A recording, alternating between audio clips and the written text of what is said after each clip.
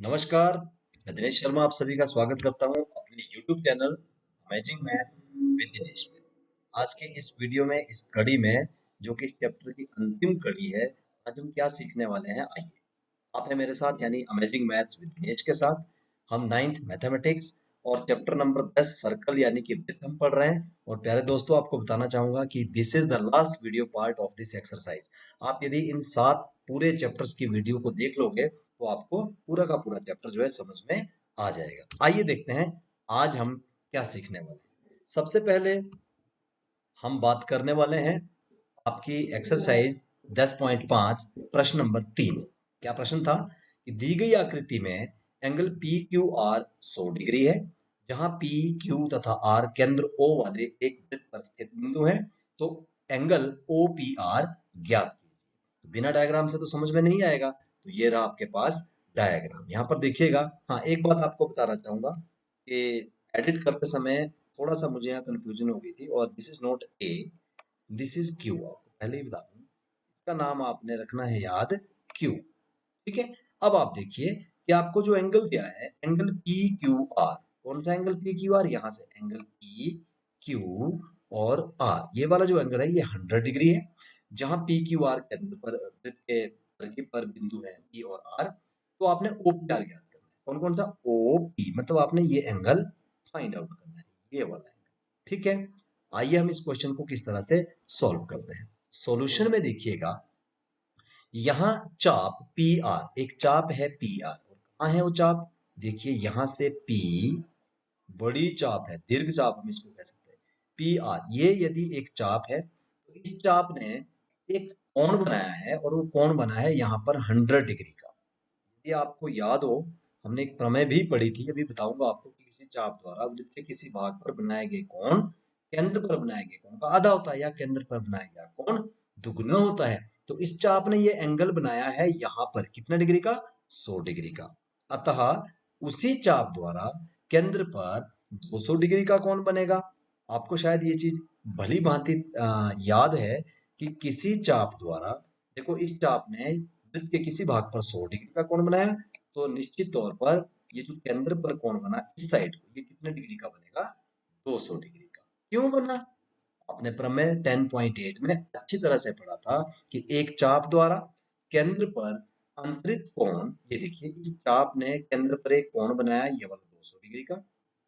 उसी चाप ने वृत्त के किसी अन्य भाग पर एक कोण बनाया, तो यहाँ पर एक कोण बनाया, और ये कितने डिग्री का कोण है, 100 डिग्री का। अगर ये 100 है तो ये 200 है, अगर ये 200 है तो आपका ये कितना होगा, 100। आपका ये एंगल क्लियर हुआ। अब देखते हैं आगे हम इसका उपयोग कहाँ करने वाले हैं, तो देखते रहना वीडियो को अंतिम तक। नेक्स्ट डायग्राम दोबारा से आपको मैं यहाँ बता दूं कि this is not a, this is, इसको आप क्यू पढ़ेंगे, ये क्यू है।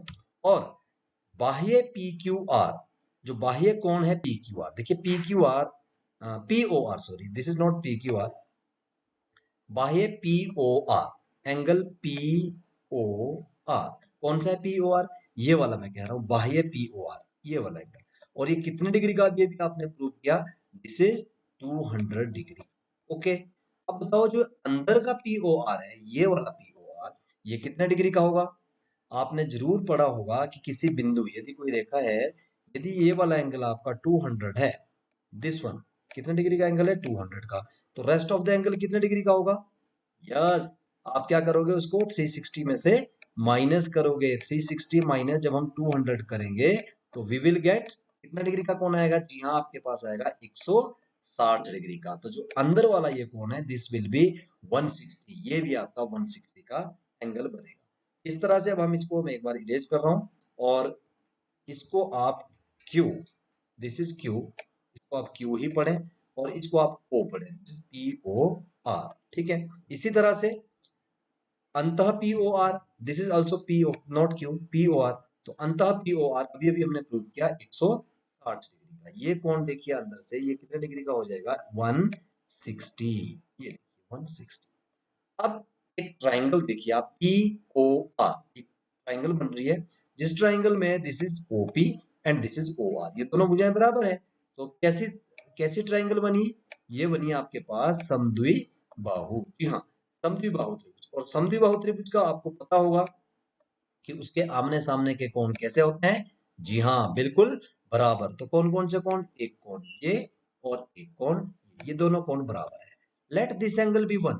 मान लीजिए ये वाला एंगल आपका 1 है और ये वाला एंगल आपका 2 है। यदि आप इस ट्राइंगल को ध्यान से देखोगे, ये बीच वाला एंगल 160 डिग्री का, ये कोण नहीं दिया है तो हमने इसको 1 माना है, और ये कोण कितने का है? 2। कोण 2 हमने इसको मान रखा है। क्योंकि समबाहु त्रिभुज में सम्मुख कोण बराबर होते हैं, इसलिए कोण 1 तथा कोण 2 बराबर कोण होंगे। अतः माना, अगर हमने मान लेते हैं कि कोण ए और कोण 2 दोनों जब बराबर है तो कितने डिग्री का हमने इसको मान लिया? x डिग्री का। अब आपको पता है कि त्रिभुज के तीनों कोणों का योग कितने डिग्री होता है? जी हाँ, 180 डिग्री होता है।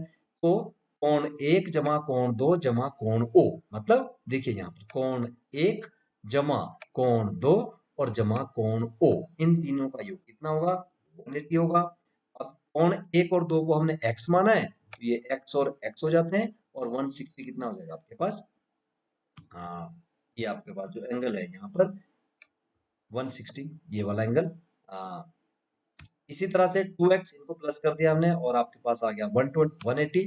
180 के साथ 160 माइनस किया, और उसके बाद 2x इक्वल टू 20 और x इक्वल टू 10 डिग्री। और x मतलब कौन सा एंगल? ये हमने छोटा एंगल मापा था, और छोटा एंगल इक्वल टू p, तो OPR। कौन सा एंगल? OPR जो हमसे पूछा था, that is how much degree?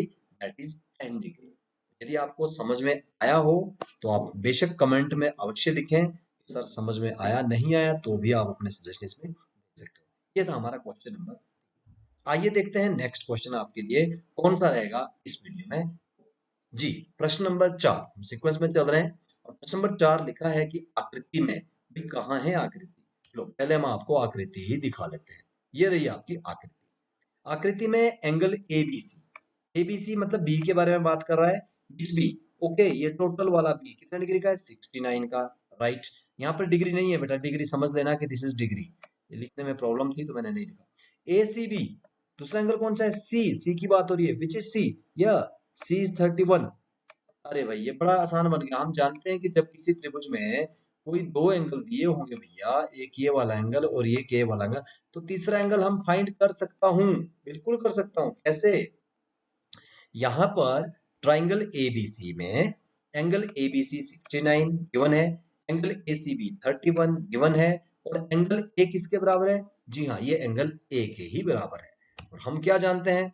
हम जानते हैं कि त्रिभुज के तीनों कोणों का योग 180 होता है, इसलिए एंगल ए, ये वाला एंगल, जमा एंगल ये बी, और बी को हम कैसे लिख रहे हैं? ए बी सी, क्योंकि यहाँ पर बी को दो पार्टों में बांटा गया है। यदि हम खाली बी बोलते हैं तो हम कई बार इसको समझ सकते हैं, कभी इसको समझ सकते हैं, सो दैट जब ऐसा इकट्ठा एंगल आपके पास हो तो आप उसको नाम से लिखेंगे ए बी और सी। इस तरह से एंगल ए बी सी, और दूसरा है एंगल ए सी बी, ये भी डबल में है, इसका भी नाम देना पड़ेगा, तो ए सी और बी। ठीक है जी। नेक्स्ट, यहाँ पर मैं आपको दोबारा से कह रहा हूँ कि डिग्री नहीं है, आप इसको डिग्री समझ लेना बेटा, यहाँ पर ये सारे डिग्री में है। ठीक है, एंगल ए प्लस 69 प्लस 31, इसकी वैल्यू डाली, ये 100 हो जाती है वैल्यू, और इसको जब माइनस करेंगे ये आ जाएगा 80। अब आप मुझे बताइएगा कि जब एंगल ए 80 आया है भैया, तो एंगल डी कितना होगा? मुझे तो लग रहा है 80 होगा, लेकिन क्यों होगा? क्योंकि, क्यों होगा आप मुझे बताएं? क्योंकि आपने पढ़ा था कौन सी प्रमेय? प्रमेय नंबर 10.9। क्या था? कि एक ही वृत्तखंड में बने कोण बराबर होते हैं, शायद आपको याद होगा, एंड इट इज प्रूव्ड। यही हमने आज के इस क्वेश्चन में सॉल्व करना था। बहुत अच्छा क्वेश्चन है, और बच्चों एग्जामिनेशन पॉइंट ऑफ व्यू से this is very much important. बहुत बार ऐसा एग्जाम्पल या ऐसा ही क्वेश्चन एग्जाम में पूछा जाता है, तो इसको आप बेहतर तरीके से इस वीडियो को ध्यान से देखें, because this is the last video and this is the very most and important video. आइए नेक्स्ट क्वेश्चन आपके लिए आज की वीडियो में क्या रहने वाला है, लेट अस चेक। ओ, क्वेश्चन नंबर 5, आकृति में एक वृत्त, अरे पहले आकृति दिखाओ उसके बाद क्वेश्चन पढ़ते हैं। ये रही आपकी आकृति। यस, आकृति में एक वृत्त पर ए बी सी और डी चार बिंदु हैं, A B C D. Okay, चार हो गया यहाँ पे, जबकि ये कितने बिंदु है? चार बिंदु हैं। ए सी और बी डी एक बिंदु ई पर इस प्रकार स्थित है। ए सी और बी डी कौन कौन से? ए सी और बी डी एक बिंदु ई पर इस प्रकार प्रतिच्छेद करते हैं कि बीईसी, ये दिख रहा है आपको, बीईसी ये वाला एंगल 130 डिग्री का है और ईसीडी ये कितने डिग्री का है, 20 डिग्री का। तो बीएसी ज्ञात कीजिए। कहाँ है भाई बीएसी, बीएसी ये एंगल हमने फाइंड करना है। ये घुमा दिया भाई क्वेश्चन थोड़ा, है ना। अच्छा एक चीज आप बताओ बच्चों, अगर मुझे किसी तरह से डी पता लग जाए तो मैं कह सकता हूँ कि ए और डी बराबर है, वही प्रमेय 10.9 के द्वारा, है ना, बिल्कुल बराबर है ना। तो हमें जाना है डी के ऊपर। अब देखिए अगर इस ट्राइंगल की मैं बात करता हूँ, एक ट्राइंगल दिया आपके, एक एंगल दिया 20 डिग्री, एक एंगल चलो हम इसको मान लेते हैं, इसको एक मान लेते हैं, दो मान लेते हैं, एक्स मान लेते हैं, एंगल डी ही इसको हम रखते हैं। तीसरा एंगल अगर मुझे ये पता चल जाए ना, तो मैं सच कह रहा हूं, मैं सब कुछ कर सकता हूँ। अब ये एंगल तो आपको पता, शायद मुझे लग रहा है कि हिंट आपको मिल चुका है कि इस तरह से यदि एक एंगल है तो इसके पीछे वाला एंगल हम कैसे निकाल सकते हैं। क्लियर, शायद यही आपका हिंट था और इसी से आप इस क्वेश्चन को आसानी से कर सकते हो। आइए देखते हैं इस क्वेश्चन का सॉल्यूशन में क्या छिपा है। तो ये रहा आपका डायग्राम, ये है आकृति से भुजा, आकृति से, इस आकृति से, हाँ जी, भुजा B E D, where is B E D, B E D, अच्छा पूरी भुजा की बात कर रहे हैं, पर बने कोणों का योग 180 डिग्री होगा। यहां पर भी डिग्री है, समझ लेना, क्योंकि यह सीधी रेखा पर बने कोण है। तो क्या हुआ भैया, हम जानते हैं कि सीधी रेखा पर बने कोणों का योग कितना होता है, 180 डिग्री, टोटल एंगल 180 होता है। तो कौन कौन से एंगल प्लस करेंगे हम, यहाँ पर एंगल 1 जमा एंगल 30। अरे भाई ये एंगल 1 कहां से आया, एंगल 1 तो हमने कहीं नहीं दिखा। हमने क्या किया था, ये जो एंगल था इसको हमने नाम दिया था एंगल 1। समझ गए आप, क्या नाम दिया इसको, एंगल 1। अब देखिए इस त्रिभुज में एक एंगल ये बन गया, ठीक है। हम अभी इन दो की बात कर रहे हैं, एंगल 1 और एंगल 30 की। तो एंगल 1 जमा 130 180 होता है, सीधी रेखा पर बने कोण। एंगल 1 इसमें से माइनस किया तो एंगल 1 आ गया आपके पास 50 डिग्री। जो एंगल 1 है it comes to 50 degree. Now अब तो काफी आसानी होगी ना हमारे लिए। क्या आसानी हुई कि अब त्रिभुज ई डी सी में, दिस इज सी, ये ग्रामेटिकली मिस्टेक यहाँ पे हो जाती है बेटा, डी सी, ई ई डी सी, कहाँ है ई डी सी, ये रहा आपका ई डी और सी, ठीक है। इसमें तीन एंगल है, पहला एंगल हमें दिख रहा था पहले ही, दैट इज 20, दूसरा एंगल आ गया 50 और तीसरा एंगल अननोन है भैया, तो हम इसको ही तो निकालेंगे और जैसे ही डी निकलेगा हम बोलेंगे हाँ जी ए भी उतना ही होगा। ये देखते हैं किस तरह से, एंगल 1 जी जमा एंगल सी, सी और जमा एंगल डी, इन तीनों का योग 180 होगा। क्यों होगा, ये क्वेश्चन मार्क आपके लिए। अरे बताइए, क्योंकि सीधी रेखा पर नहीं बल्कि त्रिभुज के तीनों कोणों का योग कितना होता है, 180। तो एंगल 1 कितना है, 50, सी कितना है 20 और डी कितना है, डोंट नो, कोई बात नहीं। तो 50 और 20 को प्लस किया, ये 70 बना और ये डी आया। नेक्स्ट पेज पे आपके पास ये रहा diagram, 70 plus D 180, now D will become 180 minus 70। 180 से हमने 7 को माइनस किया और एंगल डी, ये एंगल आ गया भैया, ये एंगल हमारे पास आ गया है 110 डिग्री। अब क्या एंगल ए भी 110 होगा, देखिए जिस तरह से पहाड़ आपने देखे होंगे इस तरह से पहाड़ का चित्र बनता है। यदि ये पहाड़ एक वृत्त में बनते हो ना बेटा, वृत्त को टच करते हुए, तो समझ लो कि उन सेम पहाड़ों की सभी की ऊंचाई बराबर होगी, मतलब उनके कोण बराबर होंगे। तो आपने ये चीज पहले ही सीखी थी, चलो मैं बाद में बताता हूँ, अभी हम इसकी बात करते हैं कि अतः बी ए सी कितना होगा, 110 डिग्री। अब ये क्यों, क्यों होगा बी ए सी 180 डिग्री, आपको पता है, ये रहा जी प्रमेय 10.9 के द्वारा। आपने इसी तरह से एग्जाम में भी कारण अवश्य लिखना है कि वी नो दैट फ्रॉम प्रमेय नंबर 10.9 कि एक ही वृत्तखंड में बने कोण कैसे होते हैं, बराबर होते हैं। सो क्या ये अमेजिंग था आपके लिए।